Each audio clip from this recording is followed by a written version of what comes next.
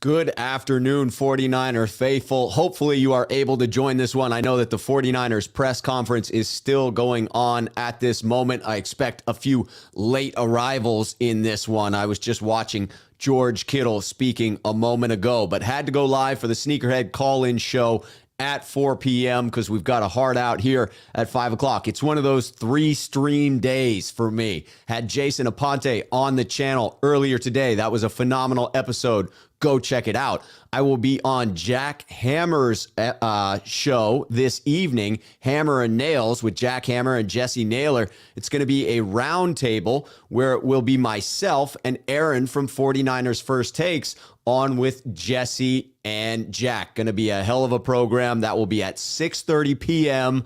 on Jack Hammer's channel. Can't wait for it. This is the Sneakerhead call-in show. If you're unaware of what a Sneakerhead is, it is just the name for our members on the channel. When you become a subscriber, you're then able to hit a join link. That will allow you to become a member of the channel. Once you've done that, you can actually go to the community tab of my YouTube page, and there, every Thursday, is a call-in link, the StreamYard link that is needed here to get on the podcast. I will post it again right now in the chat so that you have that. If you're a member of the Sneakerhead community, you can go there to that community tab and get the StreamYard link that will take you backstage. What we're going to do, as per usual, is roll through the callers one by one. If we have folks in the waiting room, we will limit the amount of time that everybody has to speak their mind. But as long as it is just a couple of us, we will roll on the dialogue. Troy just became the latest Sneakerhead on the channel. Troy, hopefully you can get over to that community tab as well. Troy and I have been bouncing back and forth, but for now, you know him, you love him. We are bringing Sean951 Niners onto the channel. Sean, how you doing, man? Are you celebrating that win against Green Bay? Have you already mentally moved on to the Rams? Where are you at right now on Thursday? I moved on Green Bay after Aaron Rodgers went on Pat McAfee. After I got to listen to him break down his simplistic thoughts on the game, it was that simple because I agreed with everything he said. Yeah. And then I was on to the Rams. And since I live down here, you can imagine how many people text me and blow me up and tell me it's going to be the end of the streak, et cetera, et cetera, et cetera. But I'm doing great. I'm having a good time. I look forward to Sunday. At least it's not Saturday, so I get one weekend, day in there to be able to do what I need to do around here. But yes, run your errands, hang out with the family, do all those things that are necessary. Yeah. So Sunday, I look forward to barbecue, do it up. I'm not going to go to the game because, like I'm about to share with you, I don't see us losing this game in any way, shape, or form other than turnovers, which is the inevitable. But I'm going to be going up. I'm going to the Super Bowl, though. Yes. I also will be in attendance at that Super Bowl, assuming that the Niners get through LA and get back to SoFi 2 weeks after that. Man, I mean, just glorious to be able to be here in this NFC Championship game. When we had our, down part of this season, when we were sitting at 3-5, did you imagine that the Niners would claw their way back to this point? Well, I mean, at 3-5, maybe I'm different than other people. I mean, during the middle of the year, I don't look at NFC championships or Super Bowls or anything of that nature. You just have to get in. I mean, it's well documented. I mean, Aaron Rodgers in 2010, wild card winner. The right. Giants, wild card winners. Pittsburgh, wild card. I mean, we can just go on and on and on. I mean, really the biggest threat to any team in the playoffs is the number one seed. Obviously, This year it came to fruition, but it's like right now in this game, we don't have any pressure. All the pressure is on the Rams for multiple reasons. We're playing with house money, the same money we had going into Green Bay, the same money we had going into Dallas. Nobody picks us. Still nobody's picking us because of Jimmy G. If we had any other quarterback, the narrative would be different and they would pick us. But I bet you if you were to talk to all those analysts on TV, if they were betting on the game, I bet you they're not telling you the truth. Their commentary is not matching who they're picking with the spread. I mean, just let's be honest. I mean, nobody picked us against Green Bay. No. Now, obviously, the way Green Bay went down, nobody picked that scenario either. I mean, who could have predicted that crazy, ridiculous? I mean, that right. So, but what it shows them is it doesn't matter how the games play out. We could be down 17-0 and we'll beat you. We can be up by 7 and ride that all the way through the running game. Yes. Jimmy G, obviously not these last 2 games, but like he did in Week 18, can beat you through the air if he needs to get some chunk yards in a crucial drive at the end of the game. Yes. So although we're not flashy, and there's nothing on paper that makes anyone go, wow, from a statistical standpoint offensively, other than Deebo's numbers, some of those, they're just everyone thinks something's going to crack with our code. They think, man, San Francisco is just skating by. I don't know how, but they're getting by. They're winning games, fine, but it's going to come to an end because no team can just do what they're doing and win games. Right, because the assertion is that everything has to go right in order for the Niners to win, and therefore, eventually, one of these things won't go right, and they'll fall off the tracks.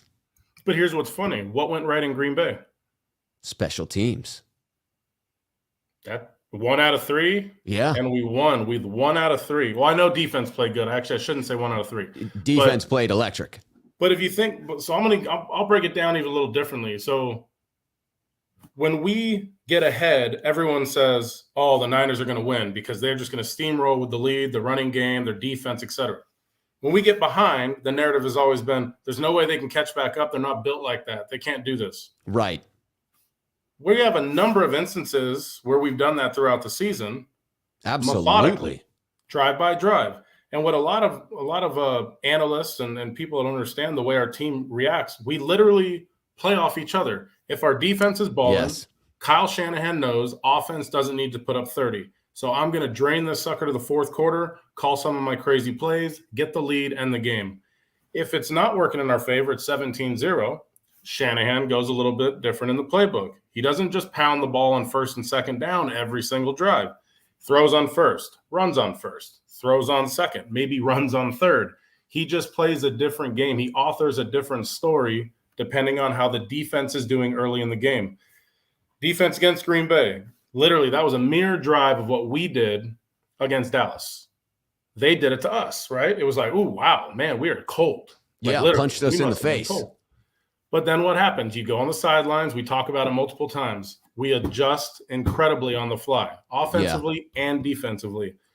The rest of the game, we don't need to go too far into Green Bay, but look at what happened the rest of the game. Green Bay got in field goal range one time, blocked. Why did they get in field goal range the next time? Good field position. Couple plays, they kicked it. That's how they got their 10 points.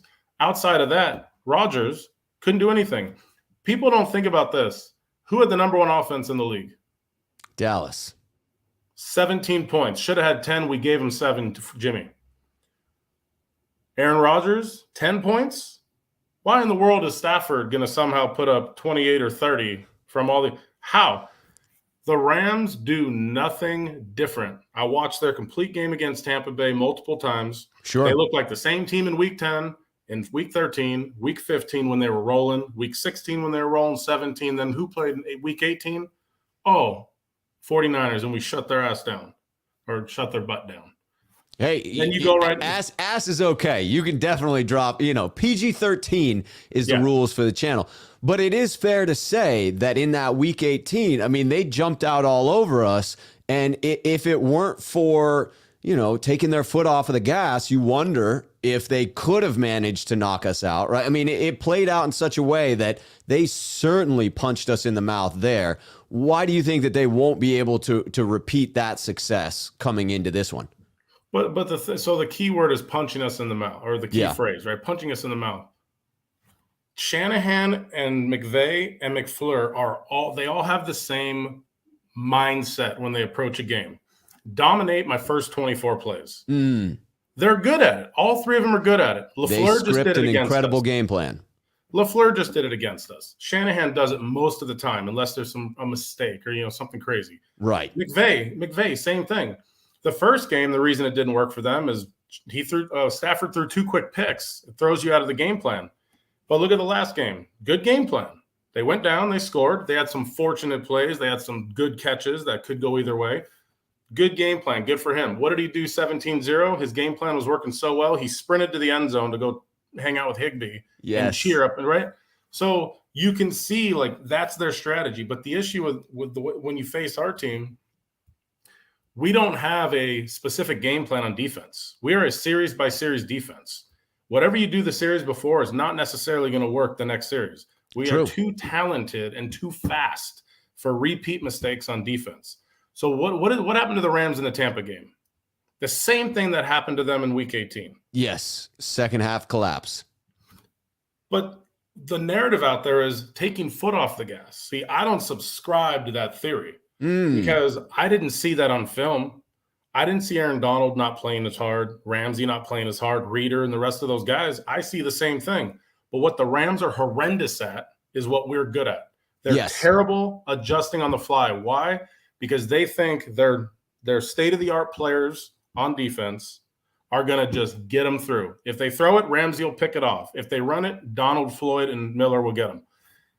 It's not true. They get tired throughout the game. So as you get guys like Brady, a couple Garoppolo drives, good quarterback, and good sustained teams that have identities, they wear the Rams out. It's very hard to put them out. I definitely believe that there is wear and tear that factors into both of those. The one argument that I thought held water with regard to the Rams taking their foot off of the gas, at least some percentage in that game, Week 18, was Matt Mayoko talking about the message that was sent by Sean McVay, not to the Niners team by running on the field and celebrating in the end zone, but to his own team in the second quarter, running onto the field in the end zone, celebrating that touchdown. Sent the message that we're winning this game, right? It sent the message that we can take it easy for the rest of the way here because we're just up that big. This is that big of a push. So I do think it's fair to wonder if some of those players had a little less intensity after that moment. But certainly the Niners deserve credit for taking advantage of that, and I believe would have physically worn on this Rams team no matter what, because that is the advantage of the matchup for the 49ers. They are a more physical team. Their ability to run the ball successfully will tire out this defense. They will get into those third and shorts where Jimmy can take advantage of this suspect middle of the defense, the linebacking core for the Rams. That's absolutely a weakness. So I do think it sets up favorably for the 49ers. I just wonder if it's not going to be a closer matchup. I'm looking for a much more close feel to it, even if my final prediction is Niners winning by 7. Yeah, I mean, to go to the beginning of that, I mean, for Mayoko, their jobs are to create storylines. If you don't have anything to talk about, just make something up and talk about it, right? For sure. Interview the Rams. I'll bet you the Rams, I mean, I didn't interview them, but I mean, I'm pretty sure if you go to their leaders and go, hey, you know what? When McVay ran on the field down up 17, did you guys go, hell yeah, there, we good now? Pretty sure you're not going to get a yes out of anybody in that organization. No. Why does McVay run up 17-0? He's ecstatic. He's like a kid in a candy shop. He can't believe he's up 17-0. He's about to, break the 5-game streak at that point. He's going to knock the 49ers out of the playoffs. The Rams are going to have the number 2 seed. He's elated. But I'll tell you what that did damage that second half of that game. There is no scenario where in this game, even if the 49ers are down, they have belief. The 49ers are ahead, we play our game. I don't think the Rams have belief. The Rams only have one opportunity as an organization here to have confidence after they kick off. Get an early lead and play balls out against the 49ers and see what happens to prove the theory of their foot off the gas. I don't believe that's going to happen in this game. I don't care if it's 0-0 at half. Rams aren't going to go up 2 or 3 scores on us unless they do trick plays, fake punts, pick sixes by Jimmy. Random, sporadic, crazy things have to happen. Right, the one-off plays that are very rare. And hard to predict. Yes. That's the only way I can see that. But ultimately, I mean, this is, if I was to put my money on the table against someone right now and say, why do I have so much faith the Niners are going to win by 2 scores? Yes. The team, the way we're trending from a playmaking perspective puts me in a position to think if the Rams don't change their complete model of how they do offense and how they do defense, yes, there is no way this third time around the 49ers are going to somehow struggle to put points on the board early and have their game plan. The Rams aren't changing their defense. They're built one way only. They don't have the ability to change. So nothing's going to surprise there. They're not going to be exotic and blow us away. We're just going to run if they do that. Offensively, you have Cam Akers back. So what? He came back week 18, did nothing. Who else is – they're all the same players since week 10, literally, because Odell was week 10, Von Miller was week 10. They have the same guys. They can play harder, I guess, an effort perspective. That's within each person. Yeah, but certainly. Schematically, the way they execute, 2-score game. 2-score. Whether it's 10 points, 9 points. Truly hope that is the case, because I will be on pins and needles through this game. I will be there in LA, and it will feel tight if it's not a 2-score lead. So I hope that you're right about that. Let's get into a couple of comments here that have come in. I want to get your opinion on these as well. Swift Dog 49er coming in at Rob Schuh. Thanks for being the GOAT. How do you see us going into this confident but not overconfident? I think, in my opinion, I believe that the Niner team is not going to go into this overconfident. I believe that the coaching staff, the players all understand the level of physicality that is going to be required in this one, the fact that it will be another body bag game, the idea that they're going to need to bring everything they brought in the last two matchups and then some, because this is the playoffs. I do think it's fair to say that there's a bit of overconfidence within the Niner faithful. And I'm not saying you specifically, because, obviously, Sean, you're backing up what you said with statistics. You're backing it up with evidence to support it. But I do think that it will be closer than many of us in the faithful region believe it to be. But, clearly that's not the case for you. Correct, Sean? Yeah, I had the Green Bay game 1 point. It ended up being 3 with a Robbie Gould walk-off. Realistically, I just know they're going to win by 2 scores. It doesn't matter to me if it's 9-0 like it was in Washington in 2019 or if it's, 30-20. I really don't care. I feel like Stafford, this whole week, they're putting so much pressure on his legacy and everything they did. I would love to be a fly on the wall in Jared Goff on Sunday watching this game, just to hear what he has to say for 60 minutes. Because if he doesn't get him back to the Super Bowl, this is LA. This ain't Detroit. He's going to get smashed for 6 months. That's all the media is going to be. You show up at a Laker game, you're going to get booed. You show up that's just how it is down here. He's got so much pressure. McVay has so much pressure. And if McVay loses to Shanahan 3 times in one season, if I'm Kroenke, and you lose 3 times, 7 in a row to the 49ers, I may consider a coaching change. Because at the end of the day, if you can't put the belief in your players when I give you everything you ask for and it's expensive, and I have no draft picks to tell me that you're going to take someone younger and bring them up through the system, I may need a different philosophy here. Because at the end of the day, beating the Cardinals is not what gets it done in this division. No. You got to come through San Francisco. That would be wild if that occurred. Gold-blooded coming in. Hey, guys, question. Mitchell has missed some big holes at times lately. He doesn't look as explosive and seems to run into contact. Do you see the same the last couple of games? What I see the last couple of games is defensive adjustments. That's my takeaway, is that both for Mitchell and for Deebo, the running has been tough sledding because defenses are doing everything they can to try and limit the run for San Francisco and put the onus on Jimmy Garoppolo to step up in these games and to deliver some clutch passes. I would expect the Rams to attempt to do just that on this matchup on Sunday. My comfort lies in the fact that Jimmy Garoppolo has confidence against the Rams, and Jimmy Garoppolo's strengths play to the Rams' weaknesses on defense. That if asked to deliver in this one, the weakness of the Rams' linebacking core provides an opportunity for Jimmy Garoppolo to attack. I couldn't agree with you more on the first part of that. He said last 2 games. That means we're talking the playoffs here only. Right. Well, it's the playoffs. you throw everything out the window. You throw out the regular season. You throw out this is maximum effort. Every game is televised. Everyone's being scrutinized. It's the game of your life. You're trying to play for a name on the back of your jersey when you should be playing for the team. They're all playing out of their shoes. You look at the defense that they ran against us with the Cowboys.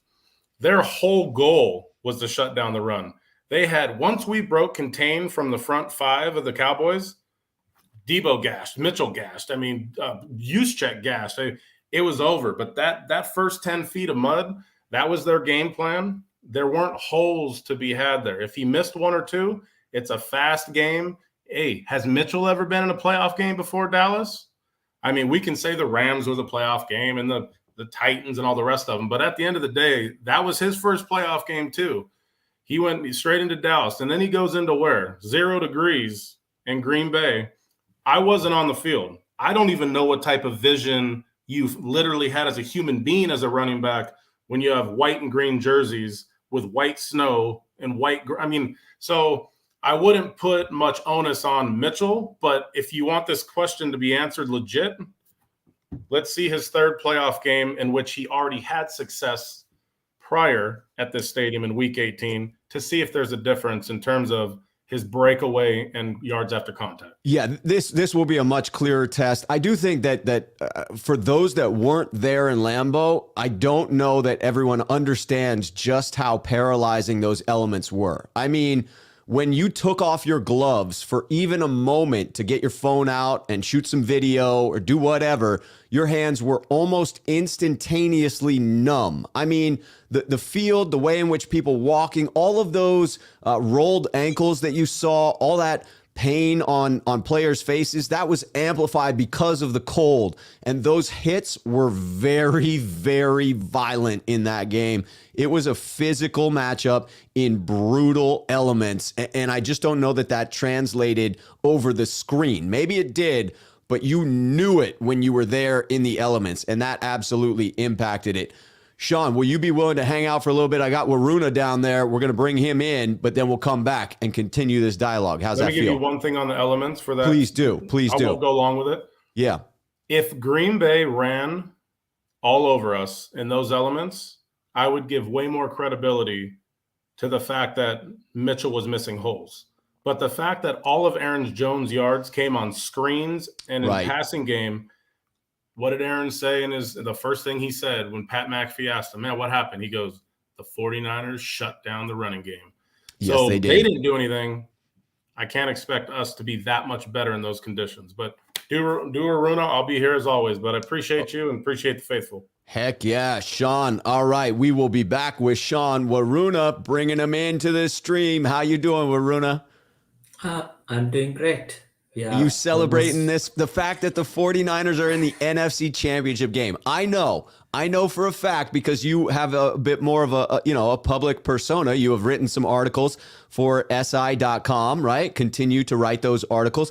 So I know there was a point in this season where you didn't believe the Niners were going to be where they were at, right? I mean, hope was slim at that point in time. How fired up are you that this team was so resilient and able to answer that call and are now in the NFC Championship game? Yes. So after the game, after the Green Bay game that night, there was a video clip. Jimmy Garoppolo was interviewed soon after the game, probably 5 minutes after the game. And he says his usual phrase, feels great. And I retweeted quoted saying, me too. Thank you very much for tonight, Jimmy. So that's how I felt. Nice. I felt great. I love that. To be honest, I haven't been following football for a very long time as all of you, but that was the very first time I couldn't sleep after a game. I was that excited. I hear you.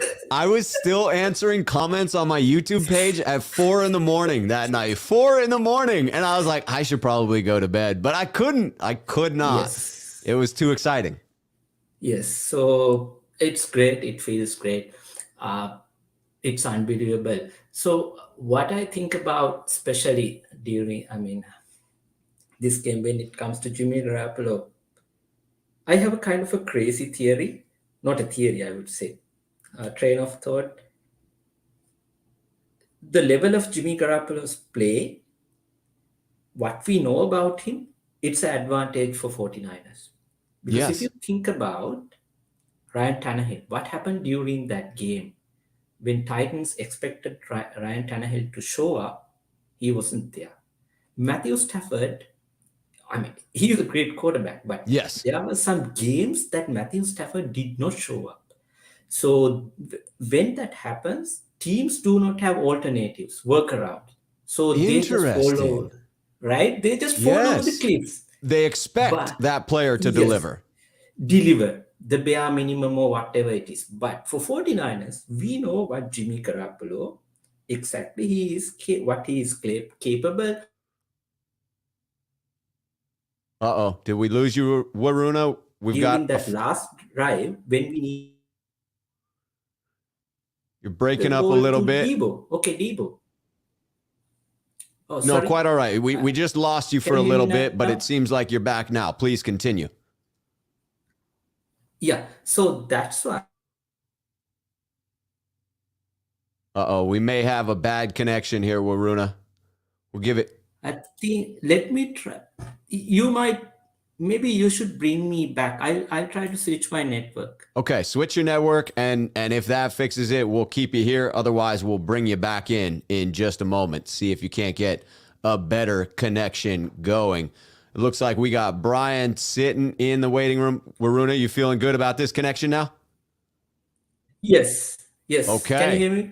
I can. Please continue. Okay, good. So what I Uh-oh. was saying, now that's why on the third and I think you better bring me back. I might have some Okay. All right. We're connection going to with internet. Brian now. Sorry, internet We'll bring connection you issues. back in just a little bit, Waruna. Appreciate the contributions, and we'll see you in just a little bit. All right, Brian, welcome to the stream. How are you doing? How's it going, Rob? It's Been meaning going to hop on here fantastic. for a while.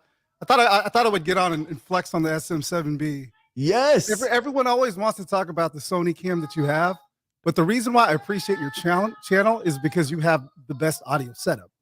Gotta have the key audio. I'm loving your setup here, my brother. Yeah, well, I don't do any content creation, but for work I do a lot of webinars and things like that. So I appreciate sounding as good as you can, because when you may not like what I say, but if I say it, I'm going to sound good saying it. You know what I mean? That's right. That's right. People appreciate that. I'm telling you, I get so many comments about the audio, and I always respond that I've got a perfect face for radio. I was born for it. I got the voice and the face for radio. So yes, it is. It definitely seems to be appreciated, and I give all credit to the Shure SM7B.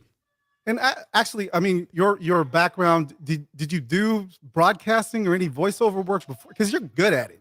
Well, thank you. You were great. I mean, you have kind of. great I've voice done public speaking quite a bit. I have worked in the corporate environment doing leadership development, did a lot of webinars before it was cool to be on Zoom. We were all virtual working for Tesla. My entire team was stationed around the entire country. And therefore, we were all working on Zoom, working remotely. So I had some practice with that. I have a lot of practice with public speaking. But as far as broadcasting or real voiceover work, other than corporate materials that I've made, nothing really. But this is, something that I've really sparked my own interests in. Like I didn't realize how much I loved this until I started doing it.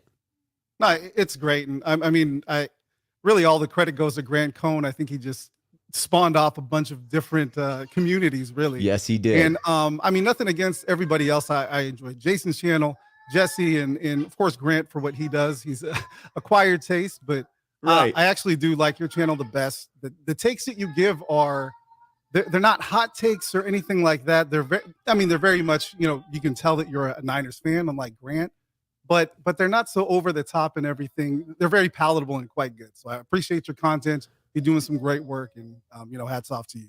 I appreciate that, Brian. That is my goal, to keep my content true to who I am, and I'm a reasonable person, right? I'm pretty much down the middle in most things. That I'll take the inputs from each side, but I often find that truth is somewhere closer to the middle, and that's the type of coverage that I look to provide. I'm glad it comes across as reasonable in that way. Right on. Well, speaking of coming in the middle, everyone has a Jimmy G take. Yes. So I thought, so I've got to be really quick with this because I got to go pick up the kids. But Nice. My whole thing with Jimmy G, it became abundantly apparent after the Packers game when I heard both Nick Bosa and Kittle during the post-game interviews. Bosa said something along the lines of, he's the perfect quarterback for the team. Yes. And then Kittle said, well, he's a sense of calm in the huddle. Yes. And then it completely dawned on me, this is the reason why Kyle decided to stick with Jimmy G, is because he is that sense of calm. And if you think about the last 3 games and how crazy they have been, I mean, any other quarterback in that situation would be flustered and just be, I mean, who knows what would happen. But Jimmy has that way of, he's the goldfish, right? Jimmy Goldfish is just unfazed by anything that happens. And so given the situation of this year and how crazy all of that, I mean, the past month of football has just been, I mean, it's been wildly entertaining, but yes, it has. If that was Trey Lance, and not to say that Trey could never develop those leadership skills, I think Sure. that he has those qualities. Certainly the Niners would not have settled on him. They wouldn't have given up all that draft capital if they didn't at least get that feeling that, yes, we can groom him to be a good leader. I agree. But Jimmy has that. He has the locker room. They really, understand that he's even keel during the huddle. That to me is just invaluable in these types of situations, almost regardless if he's throwing picks or not. And I understand he's going to have the no throws. He does all of those things that's wildly, just inconsistently, or as you say he's consistently inconsistent. Consistently inconsistent. Yes, he is. It's frustrating as a fan. But I think Kyle can scheme around that. He has the locker room. He has their trust at least, and he can really go out and execute a game plan. Yes. He has his inadequacies and everything else, but the reason why he's the perfect quarterback is because he's that sense of calm, and because he can go out and execute the game plan. Kyle understands those limitations, and so I mean that's the real reason why I think he's still around. All of those things said, I would be shocked even if they win the Super Bowl. If he comes back next year, I will be shocked and frankly upset because I want to see the kid play. I really want to see what Trey has, because I mean the other situation too is a lot of folks are hesitant to move on with him. But if he isn't who we think he can be, and I think he's going to be something really great. I think his ceiling is Josh Allen. Maybe even who knows? I think if he's even half of what Josh Allen is, I think we'd be in a really great position. But if he isn't that person, then we know for a fact that we can move on even from him, right? I mean, it would be a shame that you lost all that draft capital, but why hold on to something if you know that that's not what the future is going to be? So I want to know that as soon as possible, other than trying to wait it out or wait for him to develop on the bench. Right, postponing the inevitable. Eventually, you're going to need to figure out whether you got it right, investing all that capital and bringing in Trey Lance. That's right. So I love what you said about Jimmy. I just want to hit that I do think there are intangibles to his leadership that have kept this team even keeled. And that's not to say that you wouldn't rather have someone like Trey Lance who could also be the leader and bring the physical stuff. But right now, Jimmy has that edge as being the better locker room presence, the better calming effect on this offense. And in the wild games we've seen so far this playoff season, that's what's needed. Absolutely. And, my hope is that he can bring that in the Rams game. I think I'm hoping that, he limits it to just one interception. And actually, the way I see this game playing out, just because of the way that in the playoffs, everyone's just been selling out for the run. They're just stacking the box, and they're like, I think Jimmy's just going to have to almost use the passing game to set up the running game. So my hope is that we can get even to like a 7-point lead, a 10-point lead. And then after that, have them respect the passing game and just start to run it down their throats. But I think that's going to happen because they're going to do everything to stop the run. They're just going to stack the box like, they have been doing throughout the playoffs, all the opposing teams.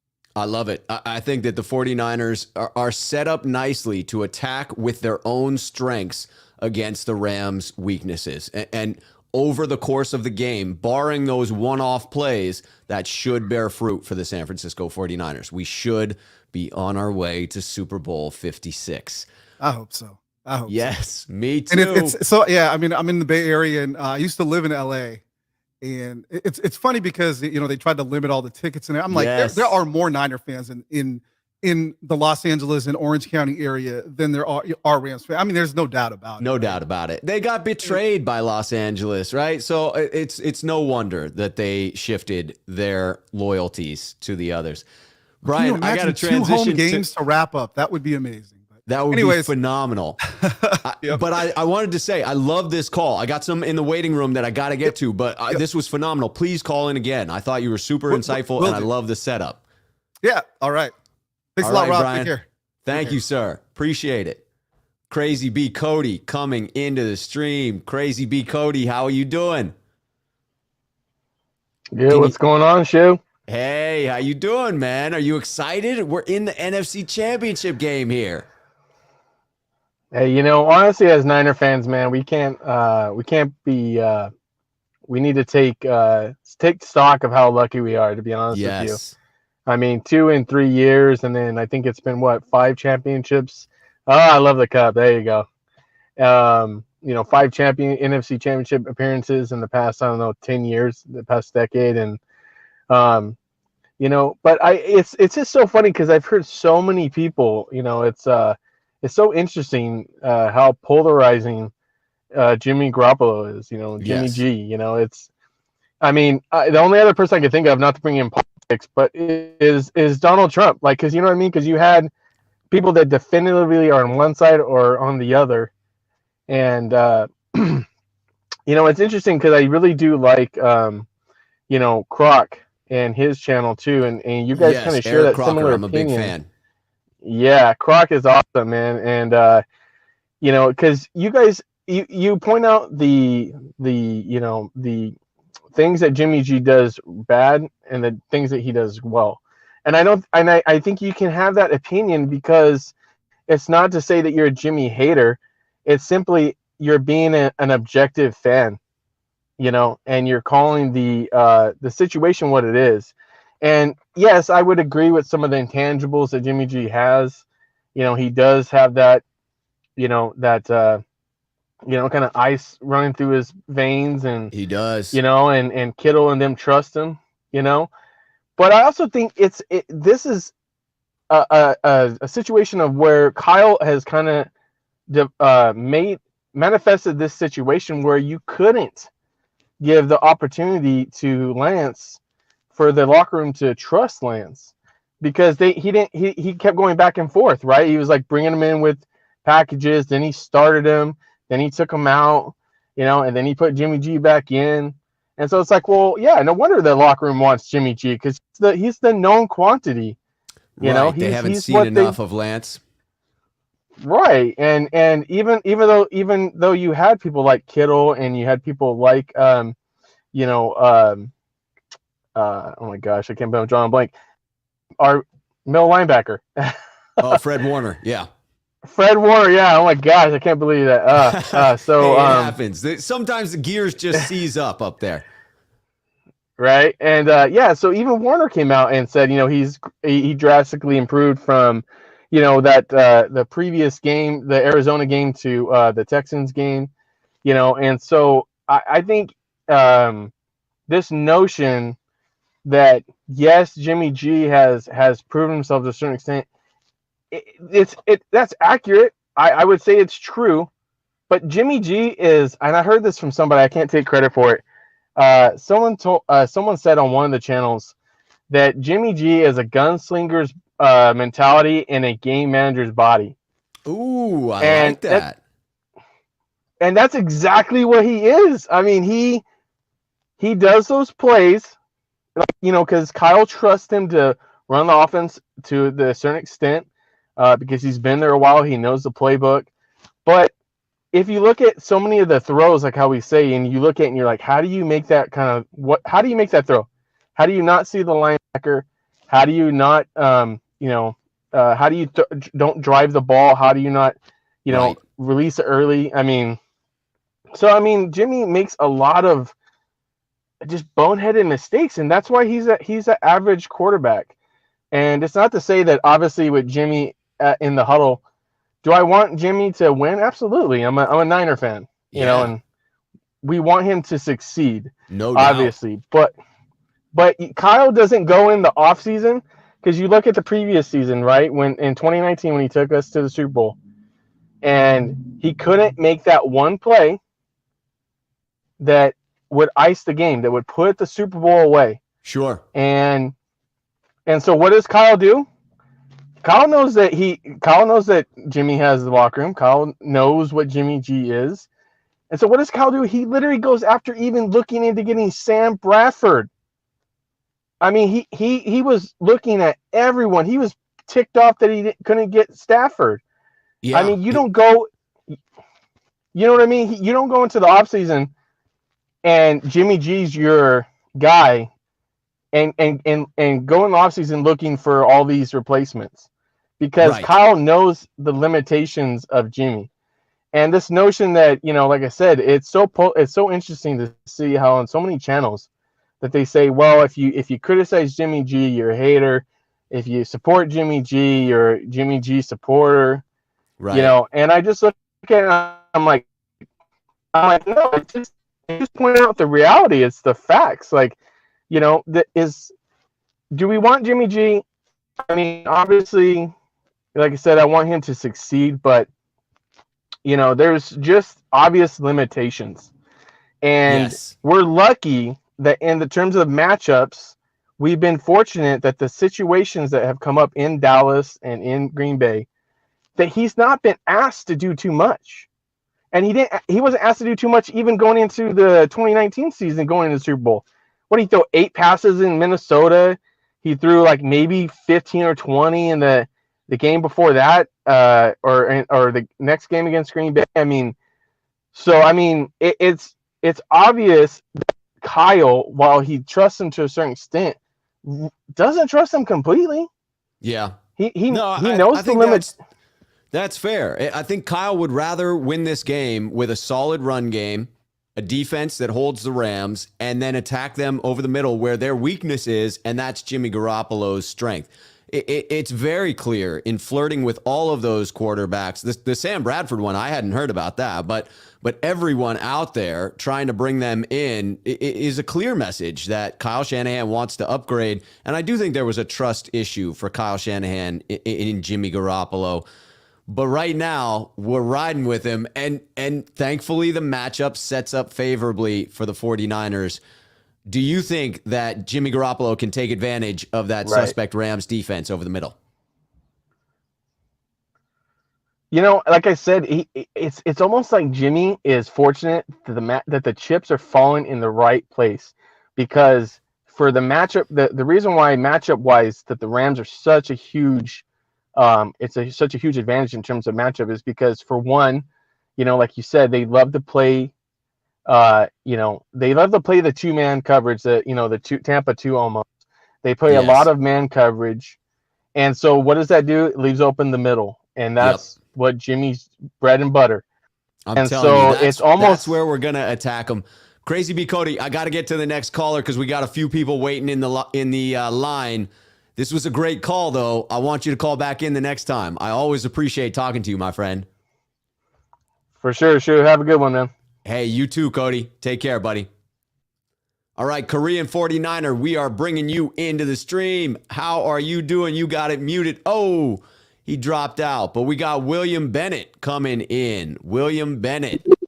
What's up, William? How you doing, man? I'm good. Can you hear me? Yes, I can, sir. You sound good, and I love that Montana jersey. You're looking good, brother. Hey, it was a gift. You wouldn't believe I got it from a Washington football team's fan. Oh, nice. He had it in his garage. Somebody gifted it to him. He was like, man, I know how much you love the 49ers. At my desk, I have a big sign that says 49ers Avenue.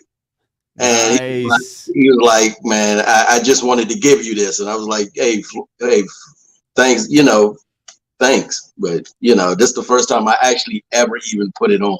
I did it for you. It's dope. That is dope. I don't have much to say. I just wanted to say, who would have thought we would be here? Not me. I'm not going to lie. Championships. Oh man, I mean, I don't know what to say. It's just so surreal that we're right now, while everybody else is talking baseball or something else, we're still talking football. We have to really understand how blessed we are right now. I agree with that. Hold on. I think there's a little audio issue. So when I go, I'm just going to mute you, but then I'll unmute you so you can say your end so it doesn't mess up the reverberation. I totally agree. You have to take a moment to appreciate just how special it is to be where we are right here. And I appreciate you calling that out. With Jimmy, Trey, all of that stuff that we've been through this whole season, as I said in your earlier stream, it's time to let all that go.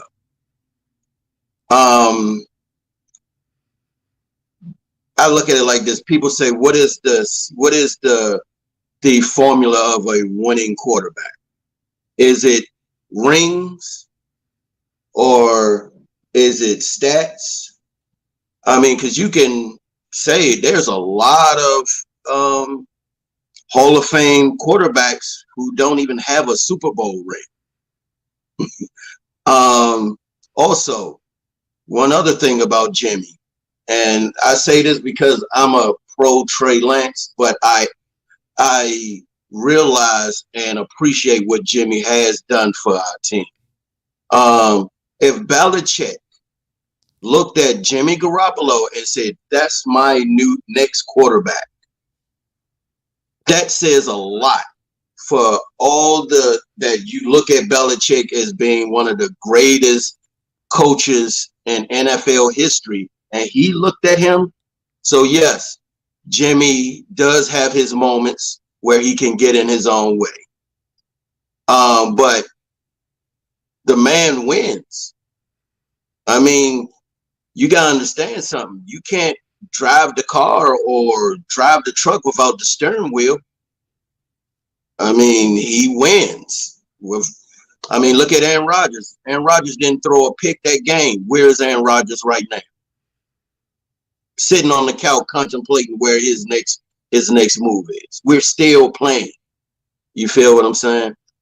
I do. The quarterback, the wins are not a purely quarterback-driven stat, but they are a reflection of the team as a whole. And the quarterback in the NFL plays the most critical role on a team. And therefore, you cannot completely discount Jimmy Garoppolo's influence on the 49ers being able to win, whether it is his ability to be a goldfish and look past those mistakes that he makes, whether it is a clutch gene where he just doesn't get nervous in those moments. He's able to deliver. He comes through with some pretty amazing passes on some pretty high pressure situations. And, as much as I want to criticize him for the things he does poorly, I have to give him credit for coming through in those moments as well. Exactly. And I think that's what when the team speaks of Jimmy, they're not speaking necessarily on talent, but the other factors he brings into the game. Calmness, sure-headedness, that he promotes other people on the team. He's more quick to talk about other people and give other people to shine on the team than himself. I think Jimmy realized without Deebo, without these other players, where he actually would be. So I think not only do they appreciate him, but I think it's because they see that he appreciates them in public. You feel me? Yeah, to where they actually play harder for him because of that fact that he puts it out there that they're the reason the Niners are winning, that he's not taking the credit unduly because, quite frankly, he doesn't deserve the lion's share of that credit. But he gives props to other players on the team. I do think that they want to play hard for him. I think there's no question about it. William, I got to get to a couple more callers because we're going to be wrapping up this show, and I got 3 more at least in the waiting room, but I always love your call. Can I say one more thing? Because you'll save me because I already told her I would do it. I just want to give a shout out to my hopefully future wife, Lee. and tell her how much I love her. So she didn't think I would do it, so I told her I would.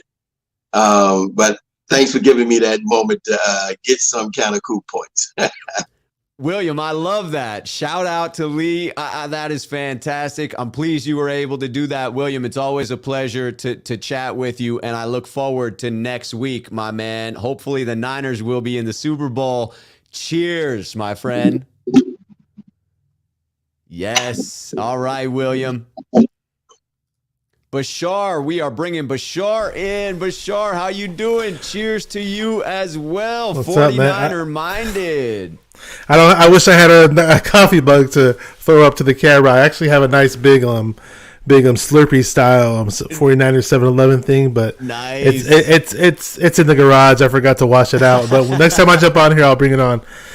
And cool. Who's going to the game? What's good? What's good? Yes, I will be there in LA. I'm just recovered from that trip to freaking Green Bay. That was an adventure, to say the least. But yes, I'm excited for a little warmer weather in LA. Yeah. Oh, I didn't even know you were going to the game. I was just referring to that song that I put out on my channel. But oh, nice. Yeah. No, I'll be there. I will be. Oh, okay. there. Okay. Hey, man. I can't go to the game, but I put that song out there just to get the hype train moving, as Niner Nate says, hype train, and I just want everybody to be pumped up about this game as much as I am, because even though I can't be there, I want the people who are going there just be as pumped up as you possibly can to rock out Levi's South, man. We got to do this. Yes, we need to bring that energy. We got to bring that noise, and we got to bring that red so that everyone at home can see in the crowd that the Niners have taken over. This is reversible, so if I was at the game, I'd reverse it. That's what I'm talking about. I will be, I'll have the red 98 Jerry jersey that I have, so that'll be underneath, but I will be rocking the gold over top with the gold chalk line jacket. I'll just have to take that off so that there's more red showing. But I think I'm going to go, instead of, it's not here. I got the all white cap that I've been putting in some of my shots, but I got the all red cap. And I think the all red cap is going to be the one that I need to wear to the game on Sunday. Okay. So just got a question for you. We might have two questions, but first question is Trent Williams. How's he going to look? And who's he mainly going to be going against? Because I know they got Von Miller, and supposedly Von Miller's playing good right now. So yeah, I believe that Von Miller pretty much rushes exclusively from that left side of the offense. And so I would think that's going to be the matchup most of the day. I would think that it's going to be Von Miller against Trent Williams. I can't imagine a situation where Trent doesn't get himself out there. But I probably would have said something similar about Week 18, and I was pretty shocked when he couldn't go then. I'll definitely be shocked if he's not out there, but he hasn't practiced yet, and so it's still up in the air, I believe. Yeah, I saw that he didn't practice today. I was thinking, wait, is Kyle just saving him, knowing he can play? And I don't know. It's kind of weird. It kind of scared me, to be honest. I definitely think there's some of that. Kyle seemed confident earlier in the week when speaking about it that Trent would play. Yeah. And one more thing. When we last played them, I didn't really notice this too much. Maybe you noticed it more than I did. But when we played them, was Ambry Thomas strictly on Odell Beckham Jr., or our guys basically stay in their zone and they don't shadow these receivers? So, maybe Ambry Thomas might cover Cooper Kupp from time to time. I know we had Dante Johnson on Cooper Kupp from time to time, and it was freaking me out because Cooper Kupp was, getting the better end of that. Yeah, the Niners seem to rotate coverage. I've not seen them lock on to anybody. And so I think you'll have instances where K'Wan Williams is up against Cooper Kupp. I'm sure you'll have Ambry Thomas, and I'm sure you'll have Emmanuel Mosley at times, depending on where Cooper Kupp ends up lining up on that particular snap. I think that he'll probably get his. I can't imagine shutting Cooper Kupp out. It's just going to be one of those where you attempt to limit the other contributors, in my mind. Yeah, and going into the Green Bay game, my heart sunk about 20 minutes before the game started because I found out Ambry wasn't going to play, and I was just scared. I was just envisioning Aaron Rodgers killing us. The fear on Twitter, and I actually remember seeing your tweet, and I was like, uh-oh, Bashar's nervous. Bashar's nervous in this one. I already had a headache before the game even started. It was crazy. Yeah. Hey, I know you got other callers waiting. I just wanted to say thank you for putting me on. Shout out to all the sneakerheads there. You do a great job on your channel, Rob. I really appreciate it. Just you're gonna have fun with the other callers and definitely have fun at the game. We gotta make it to the Super Bowl, baby. Let's go. Peace. Yes, Bashar, thank you for coming on. I appreciate it, and we will make it to the Super Bowl. Let's get this. Let's go. All right. Okay, I just realized I got a couple of super chats I got to bring in. Then I'm going to Korean 49er, who had a little malfunction the last time we brought him on, but he is back. Jaguayo 56. Sorry for not seeing this earlier, Jaguayo. Am I crazy, or has Shanahan just turbocharged the Bill Parcells New York Giants teams with tough run game, win time of possession, and great defense? The Niners have that element. They have that recipe, and that is the recipe that leads to success in the playoffs, in my book. If you have a run game and a defense that you can pack with you and travel on the road, that sets up a winning combination in the playoffs, in the cold, as these games tighten up considerably. Thank you, Jaguayo. CT Law coming in. Did you see Deebo's tweet? There you go. 100%. This is their guy. My bet management would be fools to ruin that synergy next year. So CT Law thinking they may bring Jimmy back. I did see Deebo's tweet about Jimmy Garoppolo. I love the fact that he's standing up for his quarterback. I think that entire locker room feels that way because Jimmy is one of the guys, regardless of how you feel about him, good, bad, or indifferent. I think very few people are indifferent. That the locker room appreciates him. And I don't think you can question that because they have said it. They have shouted it from the rooftops every chance that they get that he's their guy right now. I don't think that takes away from Trey Lance being their guy next year, but he is their guy right now. All right, E. Kim, we are bringing you in. Korean 49er, how you doing, man? Good, Rob. How are you? I'm doing very well. I enjoyed my time in Green Bay. I loved Wisconsin. First and foremost, I loved the freaking people there. It was so welcoming. It was so friendly. I had conversations with so many different people. Everybody was wonderful. And so just my hats off to the state of Wisconsin and that friendlier vibe that you get there in the Midwest. Every time I go to the West Coast, I always find people there nice too, but not as nice as the Midwest. But that's a different story we can talk about. Yes, it is. Different story altogether. To me, my only criticism of Jimmy is I can't blame him for signing the big contract. You got to get the money when you can. Get your money. The problem is he's not playing up to that amount of money. You know, when Tom Brady's making $30 million a year. But that's a fair statement. That's where my criticism comes in of Jimmy. I can't blame him for taking the money when he got it. Right. But he's not playing up to that contract. For that type of money, you're expecting better quarterback play. Yes. That's the main issue I have with Jimmy. Yep. I can't blame you for that. To me, for this game, I see two keys. You got to dominate the line of scrimmage, and you got to have no turnovers against the Rams. Okay. Because you got to remember when Ramsey got that interception in the last game of the season, they went right down and got a touchdown. And, we had to make that last-minute drive. And I don't want that kind of pressure towards the end. So if there's a way they could get 50 runs in the game, just find a way and let's do it. Agreed. I mean, you want to get rolling in this one. You want to make sure that you're able to get up on the Rams so that you can keep that run game going. If you had to pick between those in the trenches, is it more important for our offensive line to assert themselves or more important for our defensive line to assert themselves? I'm going to say defensive line, because if you can start to get a lot of pressure and eventually get sacks and hits on Matt Stafford, I think he's going to get jumpy real quick. I tend to agree with that statement, my friend. Absolutely. So that's what I'm thinking are my two main keys. And hopefully the team will scratch and claw their way to a win. If they win 2-0, I'll take it. As they say. Yes, I don't care what the score is. A W is a W. I will take it and walk on to the Super Bowl happy as can be. Yeah, so one other point I'd like to ask you, Rob, is I feel that Minnesota with their new GM hire is going to hire D'Amico Ryans as their coach because D'Amico and I can't remember his name did work together for a year in San Francisco. Yes. And I feel that he will be the hot name for the Vikings. Do you foresee that also? Because the Vikings are weak.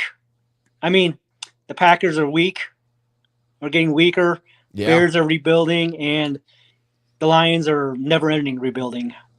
Yeah, it's tough for me to say definitively one way or the other whether I think he's going to end up in Minnesota. I will say it seems to set up nicely, to your point, that the chips align in such a way where I won't be surprised if they make the call and hire D'Amico Ryans. The hope I have is that we continue on to the Super Bowl after this weekend, and that by stretching it out, teams get desperate and start to make other hires, right? Sometimes that works out. Just getting further in the playoffs prevents you from being the guy that they settle on, and they eventually think, well, our second candidate, we gotta move. Otherwise, we're gonna miss out on both of these guys. Maybe we won't be able to bring either in. I do think that there's a reasonable chance he ends up in Minnesota, and I will be very sad to see him go if he leaves after just 1 year. Excuse me. Yeah, but you got to go when there's a promotion and big money. So amen. You have to. Hopefully D'Amico gets a 4-wheel drive and a very nice warm coat for when he comes up to the upper Midwest. Yes. Yeah. I'm sure after spending time in Houston and then California, I'm guessing he's probably not looking forward to those winters. It is what it is. But I see a close game. Hopefully I see 27-24. I like it. 3-point differential. That is a good prediction. Just because it's a faster track. You don't have elements. Yes. Both offenses will be able to get it rolling a little bit. I love that prediction. I appreciate the call in, Korean 49er. Thank you so much for coming on. Thank you for being a sneakerhead, sir. Thank you, Rob. Hopefully they'll get the big win on Sunday. Yes, we will. I will see you next week, good sir. See you next week. All right. We're bringing Chris Royal in, but we got 2 super chats to get to. William Bennett coming back into the program saying, Rob, make sure you broadcast from the game. We can feel like we are there. Bring the faithful with you. Let's go, Niners. You know that I will, just like I did for that Green Bay game. If you haven't seen it, there are 2 live videos on my channel. One before the game, showing you a little bit of the taste of Lambeau. I'm going to go even further this time with a tour of SoFi. This is my first time at SoFi. And then a celebration video where it was me just fired up about the Niners winning. So yes, there will be that content, William. Thank you for asking. And Robert Whitaker coming in. Appreciate all of your content. You do a great job. You seem like a good dude. Thanks, Rob Schuh.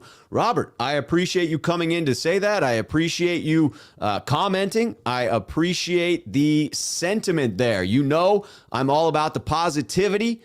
I am definitely attempting to keep the Niner faithful in a positive space. As I was saying that, I just had to give somebody a little timeout in the comments for being a little negative. Just because I'm not having that. I'm trying to keep it positive. We're at the NFC Championship game. Chris Royal, welcome to NFC Championship Week call-in time. How are you doing, sir? Oh, I'm feeling good, just like all the other faithful, man. I'm glad we're at this point. Yes, it feels thrilling to be here. How do you have it working out in this weekend's matchup? What are your keys to this game?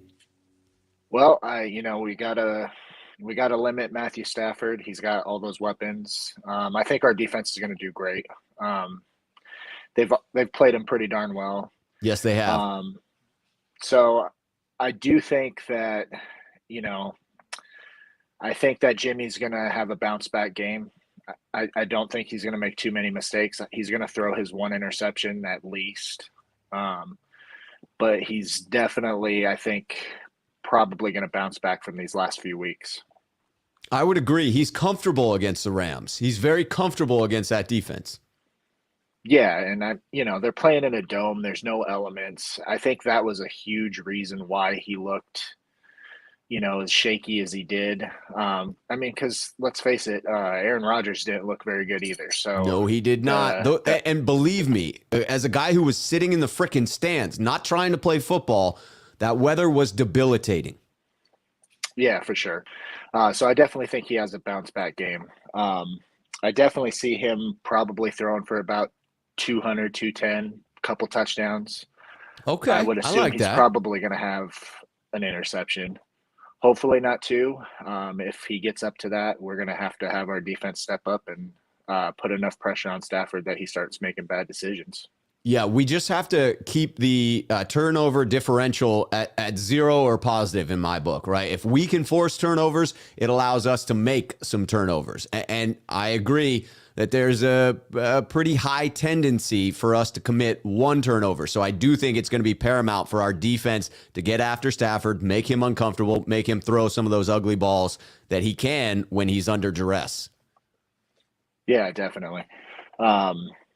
He doesn't do very good under pressure. And I think, we can't blitz him a lot because he is very good at reading, the blitz is coming in and reacting as quickly as possible. Yeah, he's the most dynamic passer in the league against the blitz. It's pretty wild.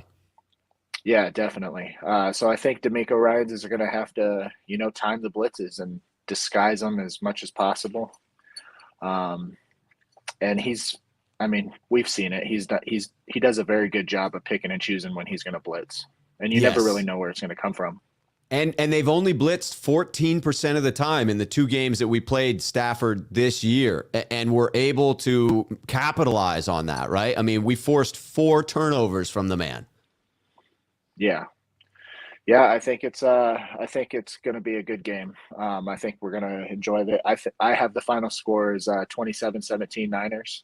Nice 10-point margin of victory. Again, Sean 951 did a 2-score margin of victory. I will be thrilled if you guys are right, because again, I just don't know that I can take another heart attack game. Yeah, definitely. It probably will be a heart attack game. Yes, it will. But, that's the 2021 season. Yeah, I mean, as long as we get the W, I don't really care how it happens. Amen to that. Amen to that, Chris. All right. Well, I appreciate you having me on. Hey, I always appreciate having you on. Cheers to you, Chris. Thank you for calling in. I look forward to next week where we will be talking about the Super Bowl, right? Absolutely. Yes. Go Niners. All right, Chris. You take care, my friend. All right, we got Raruna back in there. We're going to test that connection, and then we're going to be wrapping up soon, but I'm going to try and get back to Sean 951 to get me a last word. Waruna, how's that? It looks better. It feels like better, right? Yeah. It's not as grainy. It looks like you're a solid connection.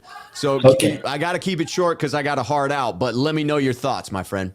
So as I was saying, we know what the limitations are, weaknesses, what Jimmy can do. So we are not going to be surprised. Right. On the game day saying, okay, we didn't expect that game from Jimmy. No, we don't have that excuse anymore. Because the team knows, the coach knows, Kyle knows what he has to do. So team is comfortable, as I think most of previous callers are saying. Team is comfortable with what Jimmy has to offer. So they are just riding with it. I think especially Kyle Shanahan, whatever he said during the offseason about Matthew Stafford, during that podcast or whatever, looking for other quarterback opportunities, during this season, he stayed solid. He remained positive with Jimmy. I think that's one thing we can give him credit for. Yes, I agree. Because it was like he finally understood what a real relationship is. You have to accept the positives, negatives, and take as it is. You can't basically go and complain each and every day. Oh, yesterday he was good, today he was bad. So it's really nice to see that. So eventually, I hope it would be a good game because there is a lot on the line. Sean McVay, there's some kind of his reputation on the line, I would say, because he already lost twice. But that doesn't mean anything end of the day to me, because if you think about last year, when Tampa won the Super Bowl, they lost during the regular season to Saints. Even this year, they lost twice to Saints. So these divisional games, because if you think about it, Seahawks, they practically do own us. We are 15-4 against yes, Seahawks. It's very real. Yes, it's very real. So I think it's more than his reputation. It's about he wants to get to the Super Bowl. Matthew Stafford, he wants to get to the Super Bowl. This is his real chance, the first legitimate chance to go there because he has a good tools around him, Cooper Cup, everything. And on the other hand, 49ers want it pretty bad too because they are a team that has that attitude, hanging on. Every time, any game, they just hang on. They are refusing to lose. I think that's a one great attitude about football team. Yes. What any sports team, they are refusing to lose. No, I'm not going to leave. You can throw me out, I'll come back. So that's kind of a attitude this team has. So I think it's going to be a great matchup. Whatever the result, I'm going to enjoy it. So that's where I am right now. Whatever the result, it's been a crazy season, and who knows Yes. what's going to happen. Yes, I'm here for it. Only good vibes here, right? The idea that you have to be grateful for how this season has turned out to this point. You have to realize just how special it is to get here. Everything beyond this is gravy, right? It is Yes. that much sweeter, but appreciate where we are right now because even this is hard to actually get to. Yes, this is because if you ask about from Bills how they are feeling right now, if you ask from Cowboys, they would love to be 49er fans right now because this team is in the championship game. If you ask about Arizona Cardinals fan, are they happy about the season, where they started and where they ended, and how we started and how we are going to end? Because we still got a chance to be in that final week. So I think at this point, nothing to complain. As I said, I enjoyed that victory. I couldn't sleep, so I want another week like that. I'm okay to lose my sleep for another 49 a week. Yes, I'm with you. This is going to be a great game, and I'm really looking forward to it. Do you have a final score prediction, Waruna? Funny thing. Last 3 weeks, I always pick the opposition team, and I was wrong, and I'm going to do the same. So I'm going to pick Rams 27-24, and I just want to be wrong. I love it. I love the fact that you're just sticking with that you were wrong and you're going to stick with it. Waruna, Yes. as always, a pleasure to have you call in and a pleasure to chat with you. Cheers to you, good nice. sir. Okay, bye. Goodbye, Waruna. Thank you. All right, we are going to close out, but I do want to say this real quick. I saw something. Beatrice brought this in, and I could not agree more with this comment. She's a new subscriber. I'm sorry, Beatrice is a new subscriber, but these people commenting can be rude. I've seen that in the comments today, specifically. This is not a common thing for the channel. Typically, the comment section, the chat section is very friendly, but I saw in there a couple of times I had to mute conversations that were going on, put users in timeout. And the reason I did that is because I didn't appreciate the contributions or lack of contributions that were happening there. I want to applaud anyone who calls into this show. That I love the fact that you contribute to the dialogue. I love the fact that you have the courage to be on here. And just know if you're in there being negative in the comments, that's going to earn, a timeout or getting blocked from the channel, because that's just not my vibe. That's not what I allow on my channel. That's not the space that I'm creating here. Remember what I say when I tell you that you have the ability to impact someone else's day. You have the ability just by being kind. So don't be a dick. Don't be someone who comes on and thinks they're a tough guy and thinks it's the internet, so I'm not hurting anyone in real life. That's BS. You are. When you throw out these jabs at people, that's unacceptable. It's immature. It's not cool. It's not what I want on my channel. So I hope I'm not ranting at people. I hope you know that comes from the heart and that I'm just trying to express myself. I'm not trying to curtail dialogue in the chat. I'm not saying that you can't criticize players, but when it comes to name calling, when it comes to, just spamming the chat, like these types of things are not cool with me. So please, if you respect me, if you respect the channel, please respect the chat.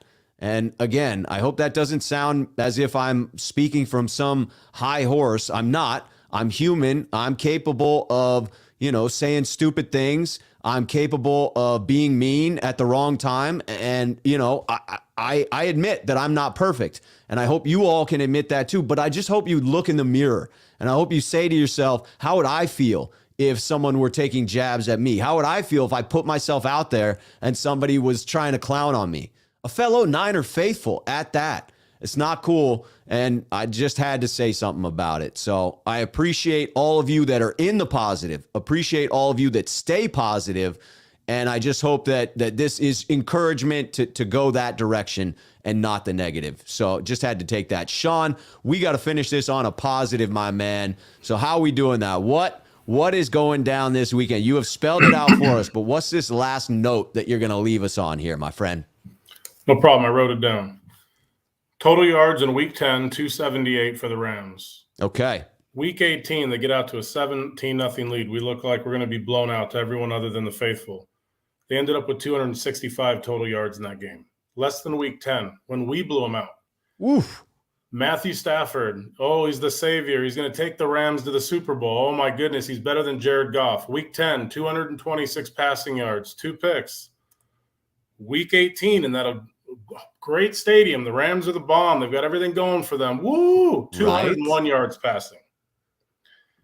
That's not a coincidence. It's the same thing that's going to happen in this game. The only way those get inflated is if he throws some incredible desperation down by 2 scores, and we let it between the 20s. We eat up 80 yards here and there, similar how Rodgers did it in the NFC Championship game in 2019. It's going to be a repeat performance. They bring nothing to the table other than trick plays and funky out-of-the-box things to try to beat us like Pete Carroll does when he knows he's down and defeated. Outside of that, I don't see us falling for it. Hopefully Norman sticks to the game plan on punt team. Yes. And the special teams don't lose it for us. I love that statistical breakdown. Do you think, are the Rams going to get cute on special teams yet again? Are they going to try something in this game?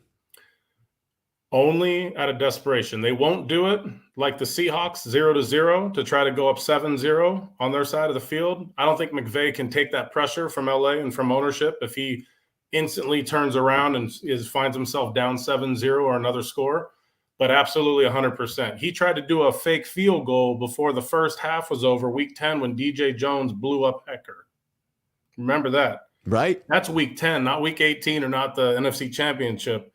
And if I'm not mistaken, when he played the Saints in the NFC Championship in 2018, I haven't watched that game in a while, but I believe he had 2 trickery plays in that game as well with Gurley and a few of their other offensive weapons. He's going to get desperate. Shanahan is in his head. At some point, when there's 50% of that stadium red, minimum, he's going to have to pull out something, try something to show his team that he's trying everything he can to take out the red and gold. Right. But at the end of the day, he's going to be down by 2 scores. It's not going to – I'm telling you, you're going to see McVay and that phony fan base, because they don't have a fan base in L.A., I live down here. It ain't real. Right. When the Rams left, they just put on 49er or Raider jerseys. Now they have Charger jerseys. This is going to be a catastrophic event for this team, and it's going to show Les Snead and the rest of the NFL. You can't build a championship team just by buying players in free agency and not cultivating a crop of young players to come up and with still a family-based atmosphere like the 49ers do. Very rarely do we pay heavy for anybody individual, especially in the Shanahan era. Quarterback doesn't count because he earned his way with 5 games, right? Right. And let me just say one last thing with a lot of Jimmy stuff here, right? A lot of Jimmy stuff on this show today. The reason Jimmy got $137 million is because of 5 games. But this is the part though that I don't think I don't hear anyone talking about it, so I'm assuming they're not thinking about it. What did Jimmy have in those 5 games that he's never had since? So not the start of 2018 in Minnesota all the way to now. He still doesn't have it, but he had it for the 5 games. Anything? I mean, those 5 games, it was all about improvisation. So you're touching on where on the surface I'm going to scratch here. There was no playbook for Jimmy Garoppolo for those 5 games. We were the underdog. We played 5 good teams. Shanahan said, look, write it on your palm, baby. That guy's running a 9, you got a 7, you got a slant. Go have a blast, see what happens. Because we didn't care if we won. Ultimately, we were trying for there was no pressure. Pick, right? He goes 5-0 because he's able to be Stafford for 5 games. Go have a blast. Go do it. As soon as he was structured in the scheme and Shanahan had authored his game plan, which is what he does, Jimmy is who Jimmy is today and who everybody sees him as. That's why I predict when he's gone this year, at the end of this year, I don't care who he goes to. He's going to have to be a quarterback. Unless he goes to Green Bay or one of those Shanahan systems of his disciples, right? New York, whatever it may be, he's going to just be a quarterback. And if he gets to just be a quarterback, he just may very well throw for 4,500 yards. He may not get to the playoffs, but I think his stats will look a lot more like a Matthew Stafford type statistical year by just allowing him to be free. He'll also have Matthew Stats interceptions. Yeah, right. Get him back a bit more to the gunslinger that he actually was in 2017. I tend to agree that wherever he ends up, it will look a little closer to that, because I do think it is Kyle Shanahan's perfectionism that tightens up this offense, that tightens up Jimmy Garoppolo. I mean, he's capable of those boneheaded throws on his own, but I do think that there is merit to what you're saying here, Sean. Yeah, I mean, obviously everyone's going to have their own Jimmy take and what they're doing with Trey Lance, et cetera. But you know where I'm at with the quarterback thing, and we could talk about that after the Super Bowl when we win that. But it's a game. At the end of the day, it's a game to the fans. They're playing games with us, but it's a business in-house. Yeah. The business that Shanahan and Lynch and that team runs, they're calculated. They're chess pieces. They talked earlier, a lot of guys are here to talk about, Jimmy's a calming sense because George Kittle and them came out and said that. It all goes back to what Shanahan said from day one. Jimmy's our guy. Why is Jimmy his guy this year? Simple. Because if you put Trey Lance and you boot Jimmy week one or in the offseason, when every single one of those core players that I referenced last time we talked, get in that huddle or on the defensive side go, we rode with that dude 2 years ago to the Super Bowl. This dude here, Trey, better damn well be as good, if not better. And if he's not, Shanahan will lose the locker room. Yeah. Now he can do it because they've seen him for a year in practice, and Fred Warner has even said he makes us better. Ever since Fred Warner told him, go be free, go play, stop trying to be perfect. If they're telling the truth, which all signs lead to this team being very, very honest with us from a player's perspective, then we have to trust that to be true. And that may be what he needed to learn how to be a professional, how Jimmy handled it, how they go about their daily routine to put him in a position this offseason to be the best rookie, essentially, best rookie coming into his next season, if we stick with him at quarterback and don't do something crazy in free agency. Right. Which you have thrown something out there. We'll get to that in the offseason, no question about it. Yes, I think whatever criticism you had for the 49ers strategy of keeping Jimmy Garoppolo at $25 million and giving up everything they did to draft Trey Lance, especially at midseason when it looked bleak, those criticisms have fallen by the wayside because the Niners have done exactly what they set out to do, to be relevant in this season, to make use of all those one-year contracts that they signed in this offseason of veteran guys who were looking to play with Jimmy Garoppolo and get into the postseason. Here we are in the NFC Championship game, but we have seen enough from Trey Lance to where the roster and the fan base know they're getting something electric next year. Sean, I absolutely have to run, and I got to hit a couple of super chats on the way out. You know I love talking Niners. I look forward to continuing this dialogue next week. You got one more to add in? Please do. 5 seconds. Fan base, I know you're all mad about the number 1 picks we gave up. How does that number 32 overall pick look now? Love y'all, faithful. Sean, always a pleasure, my friend. All right, we got Chris Royal coming in saying, if they're down, yes, referring to that comment earlier about special teams and will the Rams attempt something on special teams, trick play. Chris believing, as Sean did, that yes, if they're down, they may get desperate and try something there. I agree with that sentiment. I don't think they'll do it 0-0. Seattle did that. They had nothing to lose. The Rams have a lot to lose. Marco coming in. We wouldn't be here without Trey Lance's last win. 100%. We needed every single win this year. And I am not a Trey Lance hater. I don't know if that's any perception by anyone. I hope it's not. I hope it's clear how much I enjoy the young gentleman and how much I'm looking forward to it. Truth told, not sold. Coming in with the prediction, 28-10 Niners. Keep it 100%, Rob. Channel is fire. Thank you very much. Truth told, not sold. Yeah, I stick with what I said earlier about keeping it positive. I got to spit that out there, you know? I have to. I got to be true to myself. Waruna coming back in. Just to clarify to the chat, I picked the Rams to win this week. Last 3 weeks, my predictions were wrong, so I want to be wrong for 2 more games. Go Niners. See, this is someone doing what it takes to let the Niners win. Yes, 49er-minded. I, too, get a chuckle out of that one. Hey, you got to keep the trends going. You have to keep the trends going so that the Niners can win this one.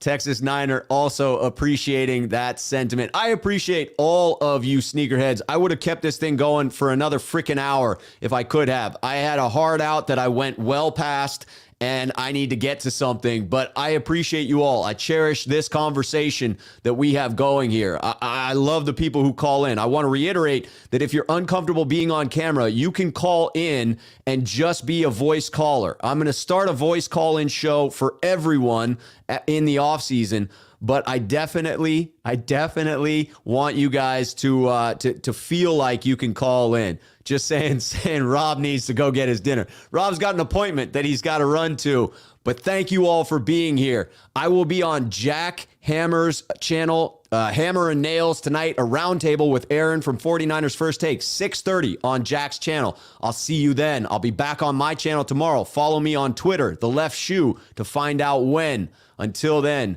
cheers, 49ers.